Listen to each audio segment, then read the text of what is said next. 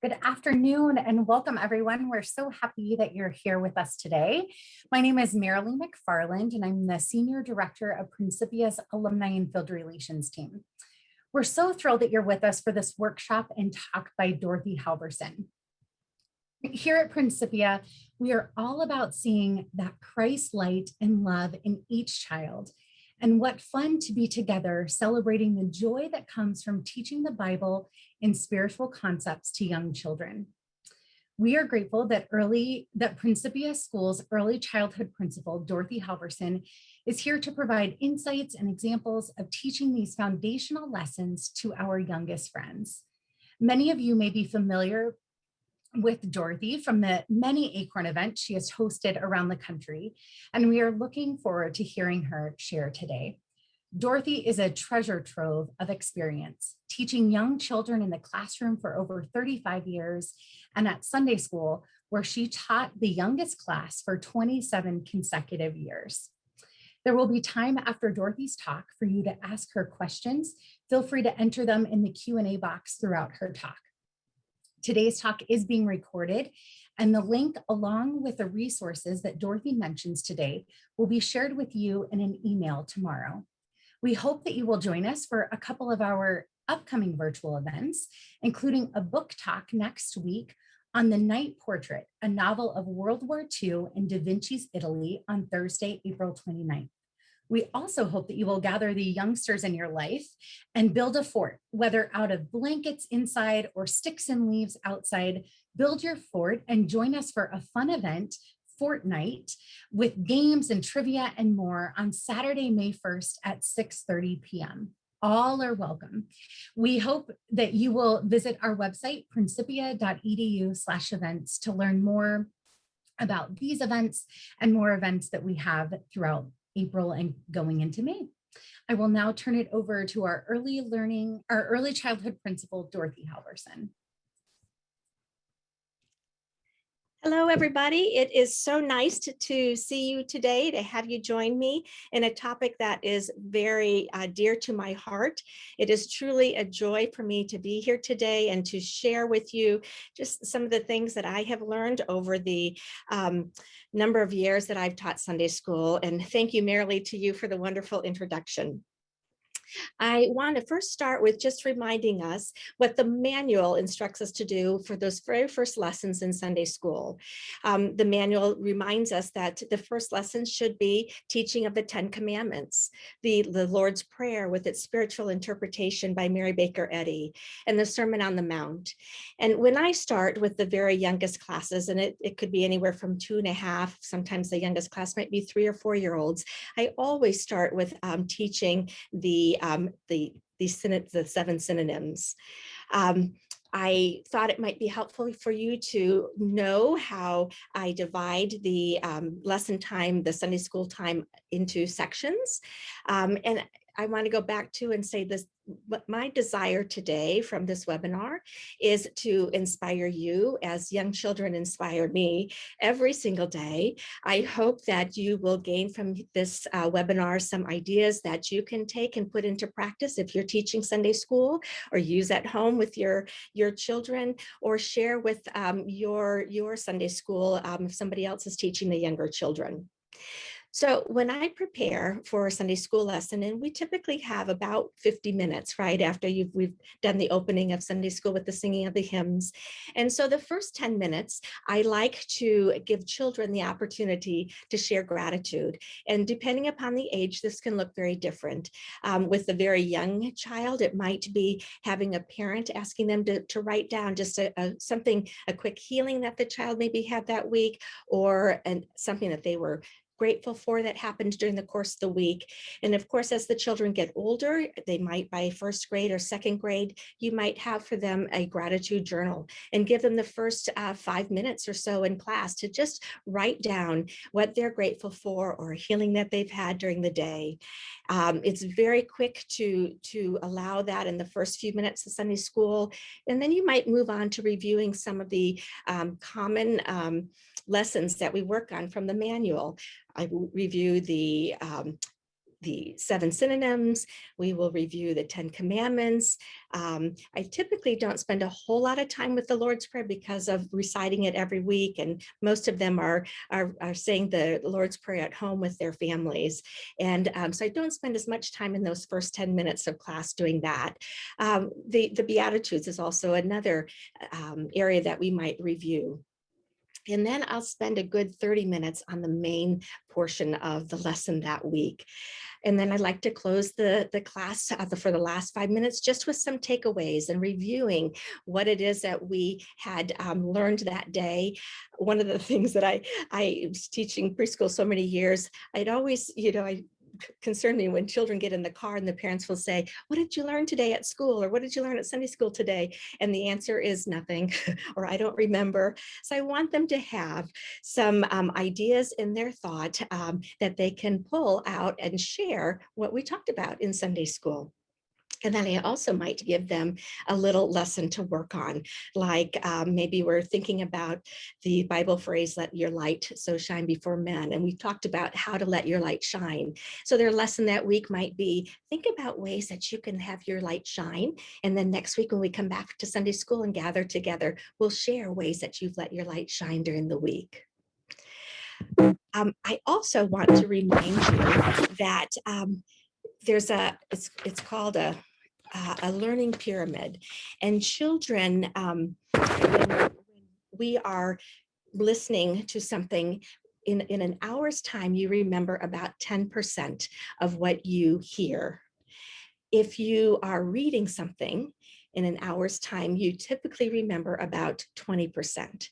And I keep this in mind as I'm teaching, whether I'm teaching in preschool or teaching in Sunday school, because if I'm doing all the talking in Sunday school, they're probably going to take away about 10% of what I've said during that hour. If I'm just reading to them, or if they're just reading things, they're going to take away about 20%. If they're seeing something and hearing it at the same time, so if there's a visual, then they're going to remember 30 to 40%.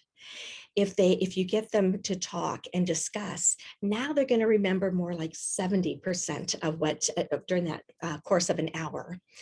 And one of the key things is when you can combine all of those. So they're discussing or doing, they're hearing, they're seeing, then they're remembering like 90% of the lesson. And if they can teach others, they're remembering between 95 and 100%. So keep that in mind if you're planning a Sunday school lesson, to make sure that they have opportunities to see visuals, to manipulate things, to share their ideas, and then also to teach others. Even the youngest children can teach their peers. So some of the ways, as I said, when I start the class, is the sharing of gratitude, reviewing the 7 synonyms, reviewing 10 commandments, reviewing the Beatitudes, and that's how I'll start my Sunday school lesson every week. So I'm going to go a little bit deeper into what that might look like. I've had in past years in my classroom gratitude trees, and I've got a couple of pictures of what a gratitude tree might look like. Do we have it pulled up? Well, a gratitude tree, you could take like just brown paper. If you've got a wall in your classroom, you put the paper up on your wall like the tree trunk, and then have leaves available.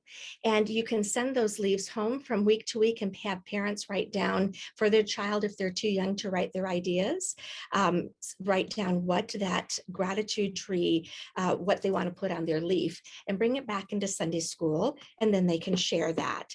And then it gets stuck, put up onto the tree. I don't know if I'm sorry, my visuals aren't sharing right now. Maybe we'll get that corrected.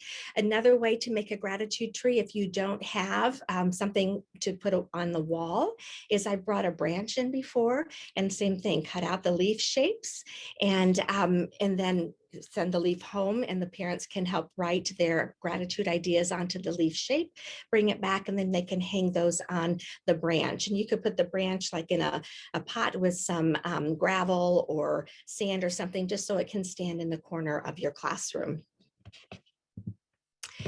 You might also have a gratitude jar sometimes, or a box. Sometimes children, especially those who are writing, can write in Sunday school on a piece of paper, something that they are grateful for, tuck it in the individual boxes so they each have a gratitude box, and that it's accumulated during the whole year. And then at the end of your class, at the end of the school, Sunday school year for them, you can send that box home with them. And then they have all these memories of the things that they have been grateful for during the course of the year. What I like to do with older students, like second grade, third grade, is purchase some of those journals, those paper journals that you can get like for 99 cents at the beginning of a school year. And then, as I mentioned, when they come into Sunday school and you've got a few minutes to wait before Sunday school actually begins, you can have them just jot down either a healing that they've had or something that they're grateful for. And when they do that every week, then it's such a lovely collection of a gratitude, a journal of gratitude and healings. And that can then go home with them at the end of their Sunday school year with you, or it can even move on to the next class with them. I've known some children who have literally filled 3 or 4 of those journals that you can purchase with their gratitude or their healings. And it's a wonderful resource for them to be able to go back to and read about all of the wonderful things that have happened to them. I talked about starting my class with the reviewing of the synonyms. So with really young children, I have this train that I put up on the wall, and the engine has God is on it. And then I use different colors of construction paper, and I fold it in half so it makes a pocket. And we have principle, mind, soul, spirit, life, truth, and the caboose is love. And so the very first class, when I open it up with the 2.5, 3-year-olds, we're just working on memorizing those names for God. And I have them come up and they tap, when we say God is, and they come up and they touch principle, they touch mind, they touch soul, they touch spirit, and all the way down the train. And we as a class are reciting that with them. So that repetition is so good for the children. I will also take an index card, and I will put at the top of the index card the different synonyms as well, sorry. And what we'll do is we'll sit in a circle. And I'll tell you, I taught Sunday school probably 5 or 6 years before this thought occurred to me. I had been teaching in the preschool many, many, many years. And we always sat on the floor in a circle. That was just what we do at preschool. And when I'd come to Sunday school, and there'd be this lovely round table and these little small chairs around the table, and the nice little corner that's got some pillows in it for cozy story time. And I discovered after 5 or 6 years doing this over and over, I was spending a lot of time reminding the children not to crawl under the table or not to tip back in their chair, that all 4 legs of the chair need to be on the ground, or come sit in the chair, or, don't play with the pillows for the cozy time. And I was realizing that I was losing valuable Sunday school teaching time by doing that. And it finally occurred to me, I do this every day. I sit on the floor with the children at school. So I came in one Sunday, I pushed out that table and chairs, moved it out of my classroom, and we sat on the floor. And it has made a huge difference for me. I don't spend nearly as much time having to remind them to obviously not crawl under the table. I've taken even the pillows out, because what I discovered is that they often want to lie down when you have those cozy pillows. And I want them to stay alert with their thinking. We only have them for that hour or 50 minutes or so. And so we want to keep them engaged and active. So that has made a huge difference in my classroom management for preschool, or for Sunday school, sorry. So we have the children, we make this pool of the index cards that have the synonym names on them, and I mix them all up, and they like to help mixing up the names. And then we take turns drawing a card, and I will say, you've picked soul. Can you go find soul up on the train? And, a 3 or 4-year-old is learning how to match letter to letter, number to number. They're learning how to count. So these are skills that are supporting their learning at school. And sometimes if they can't quite match the letter to letter yet, then I'll say, you're going to look for the purple train or the car on the train. And then they'll go find the color. And many times they're already familiar with colors. And if not, if they're not even that far along, then I will, point to the car that the card shall go in. And so we take turns and we'll get all the synonyms from the pool in the center of our circle back into the train. And sometimes we'll do this a couple of times in the classroom because they really do enjoy that idea of game. But all the time you are repeating out loud principle, mind, soul, spirit, life, truth, love, and so forth. Once they have those synonyms down, then I start to introduce the attributes. One of my favorite books to use along with teaching the synonyms is God's Gifts. And I know you probably all have that in your Sunday schools, but it's a wonderful book. And it's a great way for them to start to connect those synonyms and the attributes to themselves. So like the first picture in the book talks about mind, and the little child has lost her pair of shoes and they're hiding under a bush. And they decide that because God is mind and I reflect that mind, I can be still and listen and be directed to where my shoes are. And so we might talk about in Sunday school, have you ever lost something or can't find something special? And have you gotten quiet and listened for God's still small voice to remind you where you maybe put it last? And it's a wonderful way, as I said, to help them connect and make those the synonyms meaningful to them and relevant to them. So I will use that book often when I'm working with the synonyms. So back to the attributes, once that they have gotten just the names of the synonyms down pat, then we start talking about what they really mean. And again, I pull out the book, God's Gifts. And we talk about principle. What are some words for principle? We like to be obedient. We like to do the right thing. And so I will, on another index card, often I use two different colors so that represent all the, maybe yellow cards are all your synonyms, and maybe all of the blue or green cards or something are the attributes that go with that synonym. And do the same sort of thing. I'll put the attributes in the center of our circle, we'll mix, and we'll draw a card. And then we talk about, ooh, this one says telling the truth or being honest. What synonym would that go with? And then we go down, is it, love? No, maybe not. And then we'll figure it out that it is truth. There's that wonderful, I think you can find it on christianscience.com, but it's a whole page of the 7 synonyms and then all these wonderful attributes. And so there's some very simple words that are familiar to a young child, but then there's also some much bigger words that maybe we even as adults might not connect with one of the 7 synonyms. So that's a wonderful resource to use. If you don't have it right at your fingertips, I would put it up and have it available because it is super handy to use. So that's what I'll share so far with our synonyms. One thing I wanted to remind you about, if I'm talking about a topic that you are also teaching in your Sunday school class and you've got some new ideas, feel free to throw it into the chat box and we can review it and share it out, because you all have wonderful ideas that you're doing. And I love this idea of sharing and inspiring each other.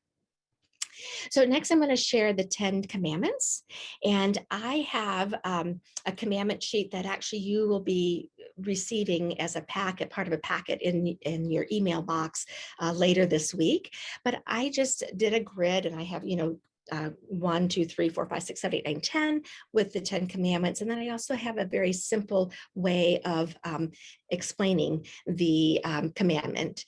And I cut those apart so that they're little separate cards. And then I like to laminate my things because I found, again, after teaching several years, I was remaking a lot of materials. And so I bought this little laminator that you can get like at an Office Depot or a Target or a Walmart or something. Now I think they're right around $20 or even less, but it's a wonderful, you buy the laminate pouches and you can stick whatever you're making into that laminate pouch and run it through the laminator. And it has a really sturdy, heavy coating so that you're not having to remake so many things. For the cards, I use luggage tags and it works really, really well. But anyway, I'll make 2 copies of this template that I will share with you, and we will make or play like a memory game or a concentration game. If you are working with really young children, I wouldn't put all 10 commandments out at the same time, or you're going to be there the whole hour having the children try to find the matches. But you might start with just 3 or 4 commandments. And mine right now that I'll share with you are color coded, but you can also put a sticker on so that they can identify that it is a matching pair. But I tend to also structure it where, say I'm doing the first 4 commandments, on the top row, I'm going to put those 4 commandments in mixed up order. And then on the bottom row, I will put the same 4 commandments in a different mixed up order. And they, of course, get to turn 1 card over on the top row and 1 card over on the bottom row. And that helps set them up for success so that they're finding a matched pair much quicker, and it helps you get through the activities. So that's one way that I work with the commandments. Another way, of course, I'm sure you all have in Sunday school, the wonderful commandment cards and the beautiful book that was illustrated by Kristen Joy Pratt Serafini, now Martin. And she has just a wonderful way to illustrate each of the commandments. So oftentimes I'll take those commandment cards and I will, same thing, put them in the center of our circle. We mix. One child, we take turns pulling a commandment card out. I often then have the book with me, and say they pull out number 5. And so we'll find number 5 in the book. I will read it up here, honor thy father and thy mother. And then they'll put the commandment card. I have them usually set it up against the wall, and we work on just sequencing those commandments from 1 through 10. One of the things when I was teaching really little children, the very, very youngest, I focused on the commandments that had the fewest words. Always number 1, thou shalt have no other gods before me. And they learn that there's just one God. With older kids, I will teach some of the other motions that you can find on the back of the commandment cards. Some catch on to those and some do not. But with the little ones, we taught that one. I would teach the 6th one, thou shalt not kill. I would teach number 8, thou shalt not steal. And I would teach number 10, thou shalt not covet. Because those are things that I felt children could identify with immediately. We talk about, when I was teaching preschool, I talked about stealing your friend's time when they're not, when they're acting out in class and I'm having to stop class and direct towards one child, that's stealing time away from your friends. And so I find ways that we can connect, again, those commandments with things that are relevant to them. A lot of times you'll have children, oh, I wish I had, new shoes like you. Well, we talk about that. That's coveting your neighbor's things, and that we all have everything that we need to do. And one of the ways that I go and teach those, typically those 4, but you can certainly do more, is I have them stand up and I give them signals. So maybe the first commandment, thou shalt have no other gods before me, they're going to put their hands on their head. Thou shalt not kill, they're going to put their hands on their shoulders. Thou shalt not steal, you're going to touch your knees. And thou shalt not covet, we're going to touch our toes. And then we will just go back and forth. So they'll learn those, I'll mix them up. And usually by the end of the game, they know that when I touch my shoulders, it's thou shalt not kill. When I touch my toes, it's thou shalt not covet. It's just a quick, fun, engaging way, active way for them to at least get 4 of the commandments down and learn them by heart.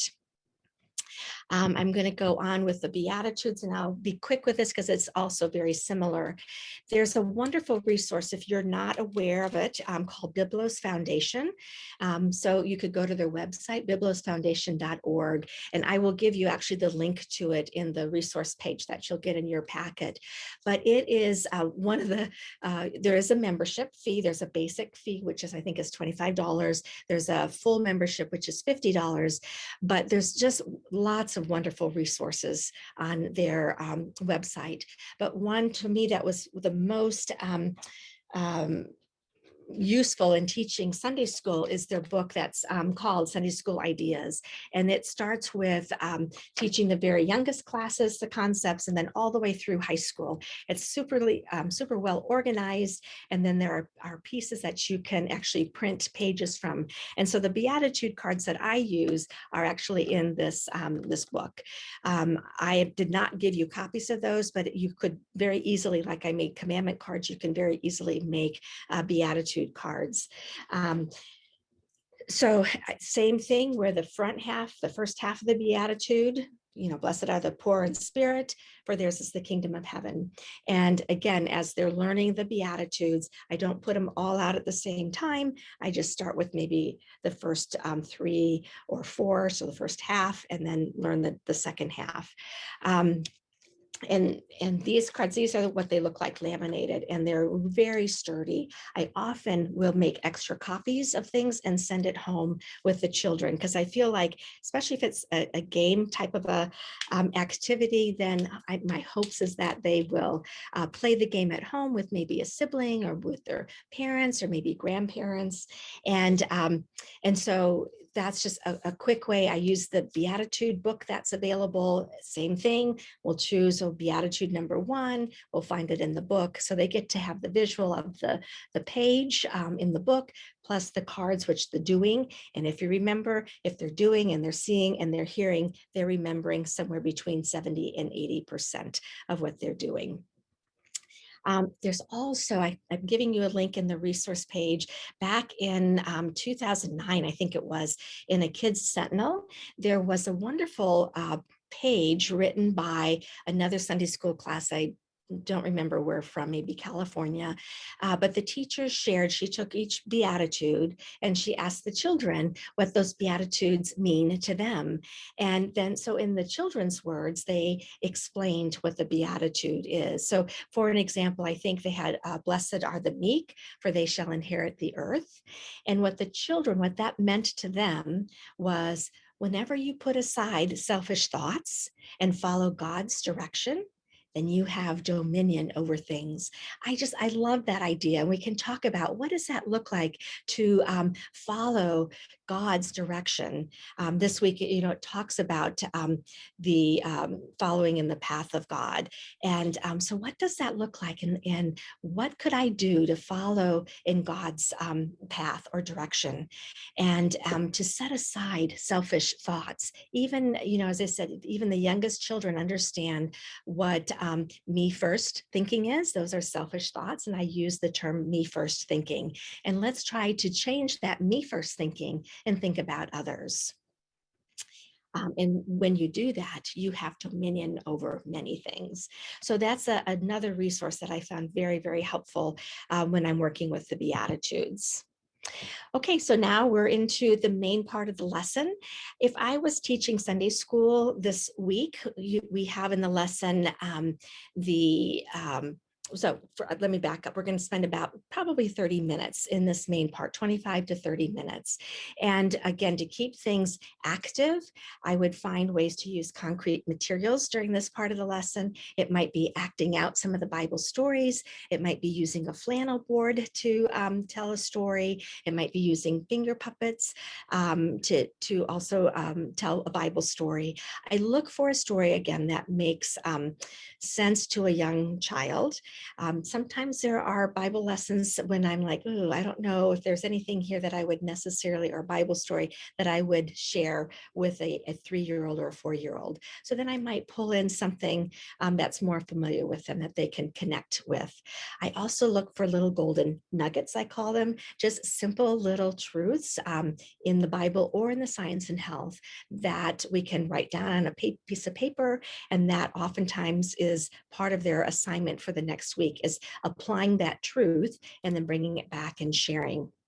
It's all about figuring out how we can connect and relate Bible ideas and concepts to the children's experience, current experience.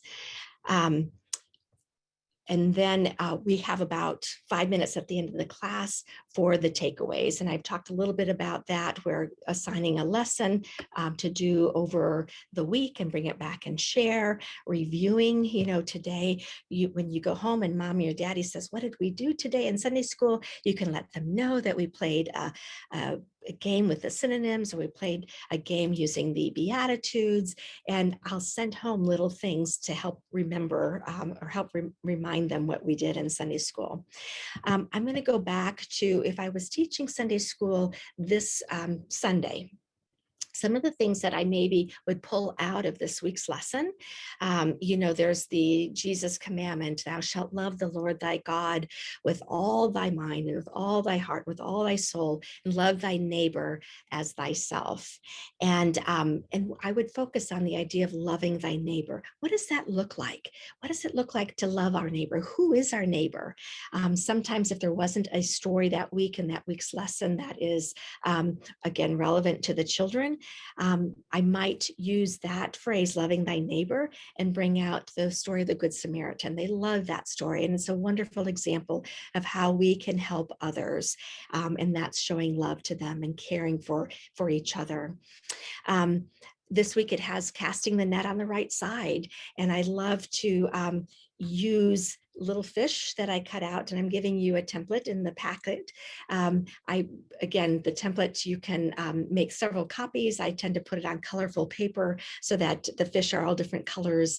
I take a little label. I tell you, Avery Labels loves me because I use the 30 labels on a sheet. I think they're address labels, and I can put in different qualities that we're working on and thinking about, and then I can print those, and the kids get a sheet of labels, and those can be put on some of the activities that we're doing, or I've put them on the fish in this case.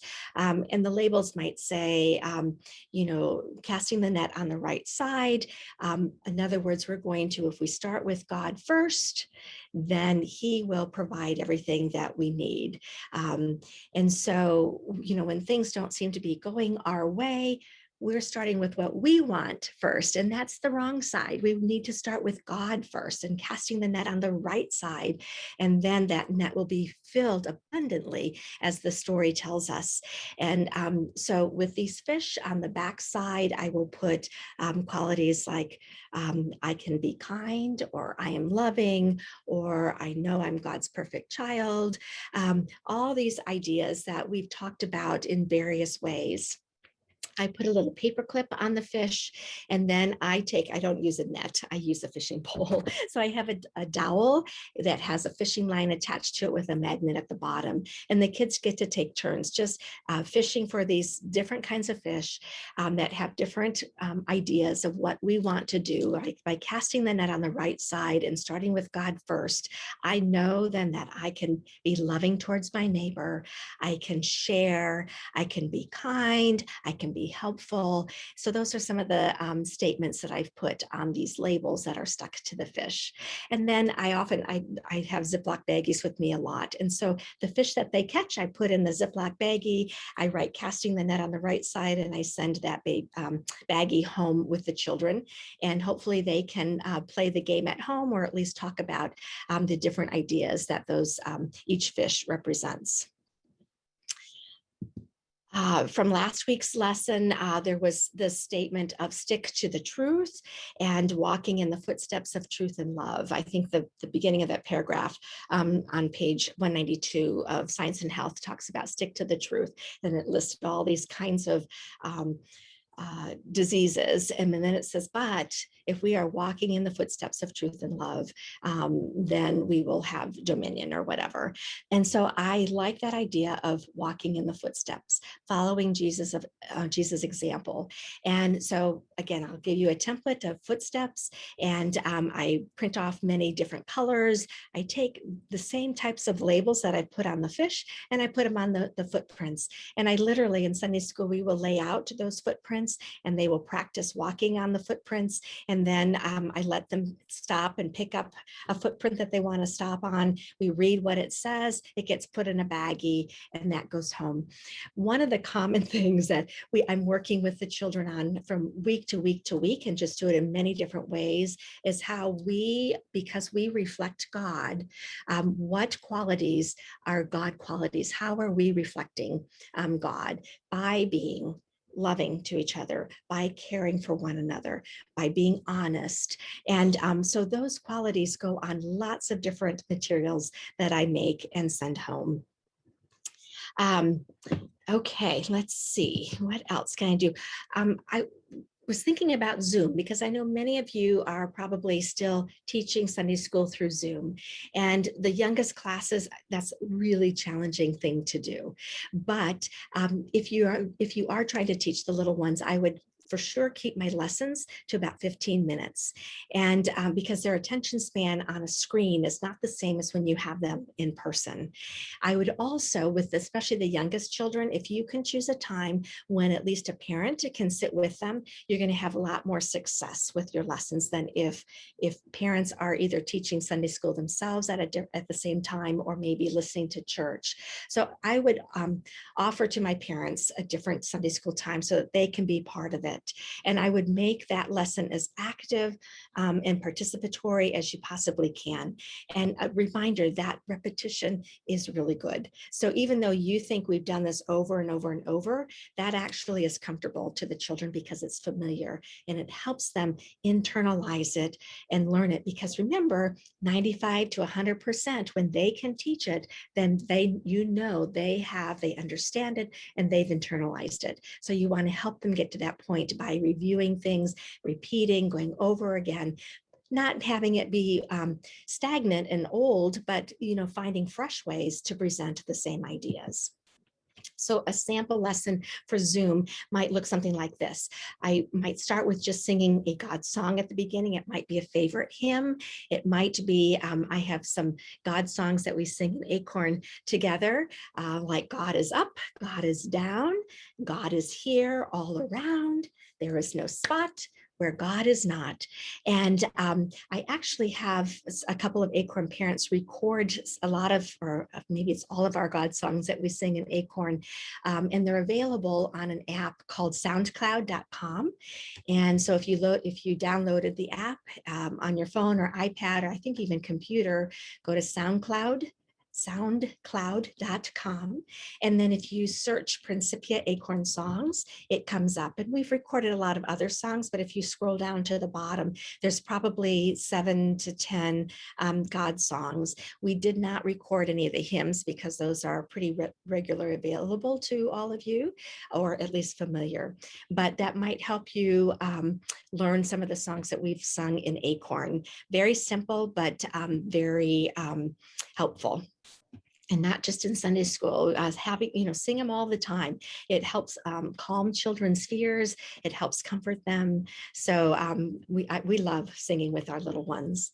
So if I was teaching the toddler class, or the 2s, 3s, 4-year-olds maybe, I would, after starting with a song, a God song or a favorite hymn, we might review the synonyms again. And I might have them, because I don't necessarily have the train with me and have them obviously come up and work with the train. We would just recite the synonyms, and maybe I went and had them clap it first, principle, mind, soul, spirit, life, truth, love. How else can we, can we stomp our feet, or do we want to pat our heads? And just that sense of repetition, again, for the very youngest ones. When they're in preschool, they're probably learning about the attributes. What do those synonyms actually mean, and how can I express those synonyms?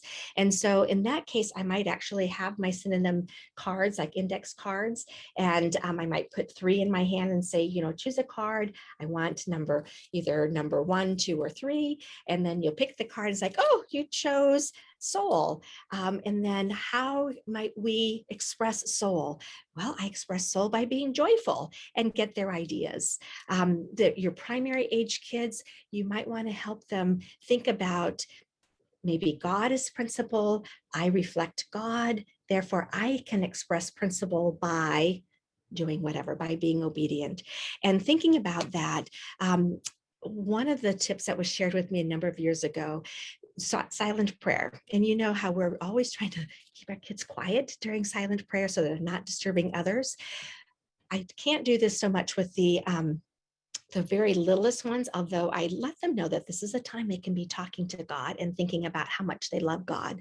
But definitely by the time they're in kindergarten, first grade, and on, and I actually still like to do this myself, but you can take each synonym and say that phrase: God is principle.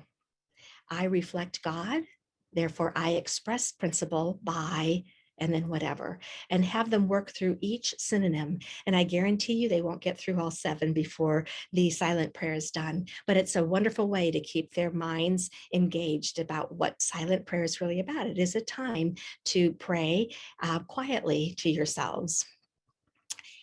So that's one way that I might work with synonyms in a Zoom lesson. I might review the commandments on a different week. Again, you're keeping this to 15 minutes, so it's going to go by very quickly. And this would be with the littlest ones. I might go back to, touching my head. What commandment is this for? Thou shalt have no other gods before me, and see if you can review those 4 synonyms that they know very well. With preschoolers, that's where I might use the hand signals.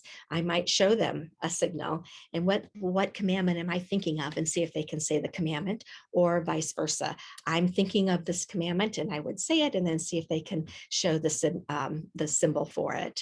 For your primary kids, again, you might have them think about what character in the Bible can express thou shalt have no other gods before me. Maybe it's Shadrach, Meshach, and Abednego, and find ways that they can connect the commandment to a familiar Bible story to them, or to a character in one of the Bible stories. Other things that I would use on Zoom, again, to make it as interactive as possible. Obviously, I would hold up, I could do reading of a book. There are some wonderful short videos that maybe after Sunday school time, you might share the video link with the families. And so maybe they're at church and the children can be actually watching one of the Bible stories on a video. I do recommend that you always watch the video first before you recommend it, because there are some that just really aren't very appropriate. I talked about using a flannel board. You might want to manipulate the pieces again so they have something visual to look at. You might also just even tell the story, but very quickly. Another activity that you'll be getting in your resource packet, I call it trash can and treasure chest thoughts. And obviously the trash can has thoughts that you want to throw away and get rid of and empty out of your thinking. Treasure chest is obviously the thoughts and ideas that come from God. And so the resource that you're getting has a picture of a trash can and a treasure chest. And then there's a sheet that has different qualities on, like one might say, I'm tired today, or I don't feel well, or I'm happy, or I'm joyous. And I cut those cards apart. We put them down. The kids get to draw a card, and then they decide, is this a trash can thought, or is this a treasure chest thought? And the very youngest kids can do this the first day of Sunday school. They know what are good thoughts and what are thoughts that are not a part of them, are not a part of God, and they go in the trash can. That you can even do on Zoom by just, again, letting them choose, I'm holding 3 cards. Which one do you want? They could be different colors. I want the red card. You pull the red card out. Oh, this one says, oh, I don't feel well today. Which one would that go? Is that a trash can or a treasure chest? So you could do it that way. I have what I call a lily pad game, which is just shapes of lily pads, and they have numbers on them, and we spread them all around the carpet floor, and they bounce around on it. And you can actually, even Zoom, you can do that. You can have a timer and just say, okay, you're going to hop around, and when I signal you, whether it's stop or with a little bell or something, you're going to stop. And then if I had them in person, we'd pick up the shape or the lily pad that they landed on, and then I would read on the back. And sometimes I don't even necessarily go with what's written on the back, but it might say something like, say the first line of the Lord's Prayer, or say the little children's prayer, or what's a commandment, or give an example of a synonym, or who was swallowed by the whale. So any of the concepts that you have been teaching in Sunday school, this is a wonderful way to just review those in a very active way for the children.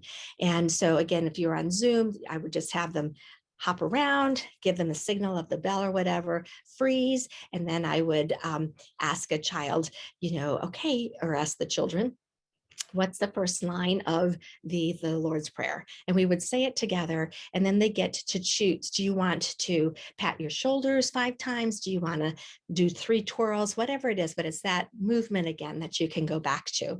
That's called the lily pad game, I think, in the resource handout that I'm going to give you. But as I said, it doesn't have to be lily pads. You can just cut out simple circles or squares or whatever.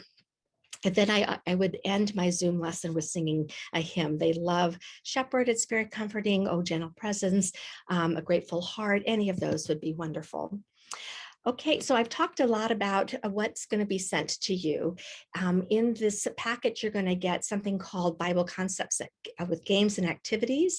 And I don't know, there's maybe 30 or so different activities and games that you can play. Several of them I've talked about today.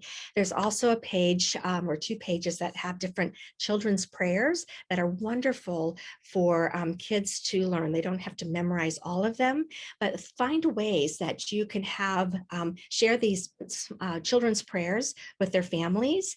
And maybe as a parent, you might want to write it with a dry erase marker on the mirror in the bathroom. So when they're brushing their teeth in the morning before they're getting ready to head out the door, we can say the children's prayer together. I knew a family who actually wrote it on their storm door that went from their house to their garage. And so she said every day when they walked out the door, they said that little prayer on the window, and they got in the car together and repeated it and talked about how they can express it. But these are just wonderful prayers that are available to you. And then also the words to a lot of the God songs that that I have taught my children and that are on SoundCloud. So you'll receive that handout. You will receive templates for like the footsteps of truth, template for casting the fish, for casting the net on the right side. You'll receive the pictures of the trash can and treasure chest, plus the cards of qualities that go with that. You'll receive a set of the 10 Commandment cards. Like I said, I always make 2 copies so that you can do like a concentration game. Be sure and save the template. Don't cut that apart. And I think there's even some other things. There's definitely a bibliography of all the different books that I like to use for Sunday school. There's a resource page with other websites that I have found. I want to share a few of my favorite books with you. One, this is called The Old Testament Heroes, and there's one on New Testaments. This is a wonderful book to use with young 2.5, 3, even 4-year-olds, because the story is very, very simple. The text is really simple, but the pictures are really colorful.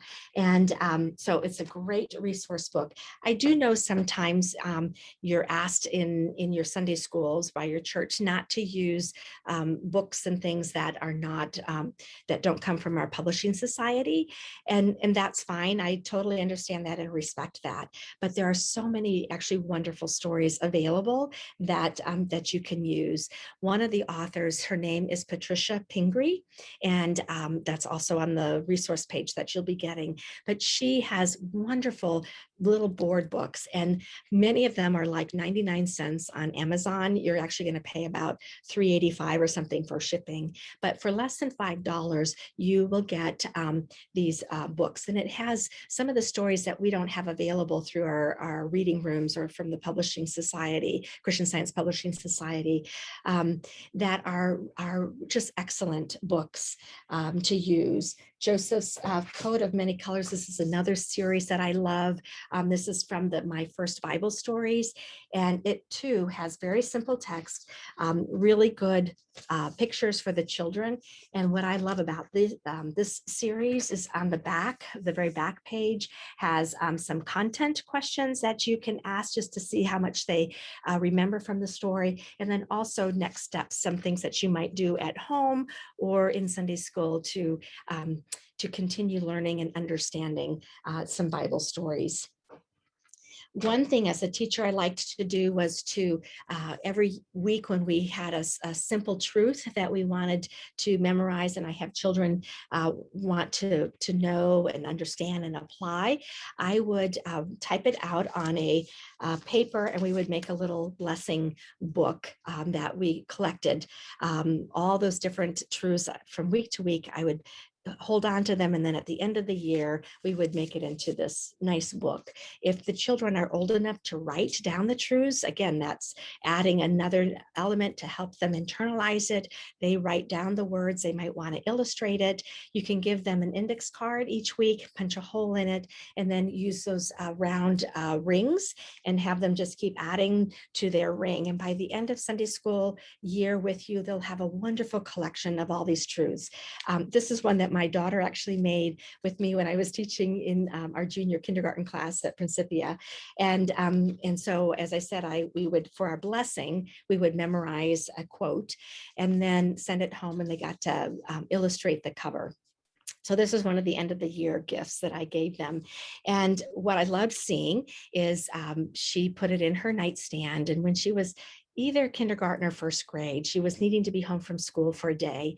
And I went in to check on her, and she had pulled out her little blessing book, and she was reading through it. And maybe you can see from there, I don't know, but she's got several pages that are just dog-eared of her favorite quotes. And it's because we had taken time to memorize them and talk about them, that those were what was helpful for her to help her have a wonderful, complete healing. So making a blessing book, or as I talked earlier about the gratitude journal, those are wonderful, wonderful resources and gifts that you give your children. The other thing I would recommend is that you have a good children's Bible. This is called, obviously, a child's first Bible. There's another one, the Beginner's Bible is a pretty good series. I would want you to always read first the story before you read it out loud to your children. That would go with any of these books that I'm sharing, because sometimes you might have to change a word or two. And so just be alert to that. But one thing that I encourage parents that I talk to is our God books are very special to us. We know that. When I grew up, they were these cherished books, but we tended, in my family, we tended to use them when we needed them for support. I encourage you to build up your library with God books. And when you have reading time each night at home with your own children or your grandchildren, encourage them to choose a God book and then also another book from their library collection. They are cherished books, good ideas, but we want them to be living them and thinking about them. And so don't just hold on to them and bring them out only when we want to have a healing or we want them to experience a healing. Have them practice and use them every single day. I know I am winding down. I have one more prop to show you. This was something that I had purchased online. I think these are called differentiation cubes, but you can just, I think that might be our foam cubes or something you can Google. And I use these in a variety of different ways. Right now, they're set up for the commandments. And obviously, a cube has 6 sides. So I needed 2 cubes. I've got the 10 commandments in here. And then there's also a free space on each of the cubes. And we would roll one or the other. They get to choose. And then whatever number comes up, then that's the commandment that they would need to recite. If they get a free one, then they can choose a commandment. one way to use it. You can take out the cards and you can put Bible stories, and then they roll it and they can choose a Bible story to quickly share with the group. That's one of those teachable moments for the kids when they can teach their friends about a Bible story. I also wanted to just remind all of you, I know as you're teaching, if you're teaching the primary years, and you might be spending in the preschool years, spending time on those Bible stories, which are critical for our children to use. Those are the formative years for our children. But if you're teaching older children, like even upper elementary, middle, and high school, don't just assume that they already know, Noah's Ark and Daniel and the Lion's Den, because they've done that for years in their preschool classes or in their primary classes. Continue to revisit those stories, because if they're not revisited, they do tend to get put in the back of their thinking, and it's not something that they might not automatically be able to pull up. And I just know that, again, from personal experience. My daughter going to her senior year in high school, in one of the first Sunday school classes with her teacher, he was just kind of waiting for Sunday school to start and asked the kids, went around the table, what's your favorite Bible story? And I got to my daughter and she's like, Mom, I couldn't think of another Bible story. Of course, Noah had been shared and Daniel, but she goes, I honestly could not think of other Bible stories that I learned when I was a little child. And then all of a sudden she said, Gideon's 300 came into thought, which just made me chuckle, because I tend to not spend a whole lot of time on Gideon's 300, but was grateful she could come up with an answer. But my point being is, just, don't assume that they have those Bible stories at their fingertips, because you want to continue to review them, take them deeper. What is this Bible story really telling us? What is the point of it? What was the parable that Jesus was teaching? How can we apply this to our experience today? And I know some of my Acorn parents have heard me say many times, whether you're a practicing Christian Scientist or maybe you've left Christian Science, but sometimes when we are in a situation when we really need to, whether it's physically getting down on our knees or bowing our heads and asking God for help because we don't know what else to do, that's often the times when there's that humility and we're truly listening. That's when those foundational truths come back to us. Just knowing that God is already here, or I am God's perfect child. Those are the truths that I know I pray with each day. And so don't abandon them just because your children aren't preschoolers anymore. Those are important foundational truths. And when our thought is as pure and receptive as our little children's, we will see that healing come to fruition.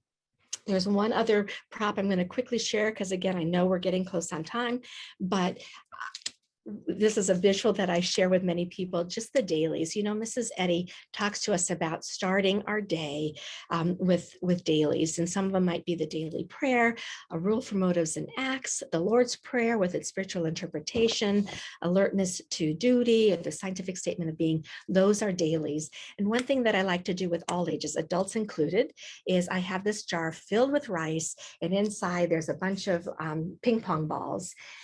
When you start your day by filling your thought full with all the busyness that has to go on, and you fill your thought full with that, and then you try to add the God things on top of it, those dailies on top of it, they don't often fit. You don't fit them in your day. You've run out of time. However, if you start first with the dailies and make the time with saying the daily prayer or the Lord's Prayer or alertness to duty, and you start your day with those first, then that allows enough room for everything else to pour in. And you can see, and it's much more effective when the visual actually happens. The kids are like, whoa, but it's true. Starting with those dailies first, preparing your thought, paves the way for a joyous and active day. So I'm going to end right here, and I'm going to invite questions that you might have or ideas that you would like to share to do that before we close for the day. Great. Well, thank you so much, Dorothy, for that sharing. We have time for just a couple of questions. So if you have a question, feel free to enter it into the Q&A box. And if we don't get to your question now, we can send a response later, or we'll ask it this evening. So do you give homework each Sunday to share, for them to share the next Sunday? Do the parents support you with this? How do you kind of handle homework in Sunday school? So in the packet that you'll receive, I've given you an example that I use as a Sunday school teacher that just says, today in Sunday school, and I always have, the subject of the lesson at the top, and then, reviewed the synonyms or the 10 commandments, and then whatever thought or truth that I want them to focus on, I put that in the bullet points as well. And then at the bottom, I might say, look for ways that you can help your child's light shine this week and point them out. So if we're thinking about letting your light so shine before men that they may see your good works, helping point those out every time your child is doing something that's letting their light shine. And I also, when I was teaching in preschool, I would also have the child look for ways that they see other people's light shining, because I would say to them, if people aren't seeing your good works, then maybe your light needs to shine a little bit brighter. Maybe you need to reach out a little bit more. And so what I do find is parents are supportive of that. I have a quick story to share. So one of the, when we were working with the synonyms, I made little tiny synonym cards for them, matching principle with obedience, and matching, love with being kind or whatever. And I sent those home, and they had little stickers on so they could match them and play the concentration game. And this family came back to me. She said, we were all packed and ready to go on our camping trip for the weekend. And our little one, we kept saying, come on, we're ready to go. We're ready to go. And she says, I can't come. I have to find my God cards. Mom's like, God cards? What are the God cards? The ones from Sunday school. So they had to go back in the house, find these synonym cards that I had sent home, take them with them on their camping trip in their tent. So I do think when they have something that's theirs, how little kids like to have something that is theirs, that it's just that much more meaningful, and they want to share.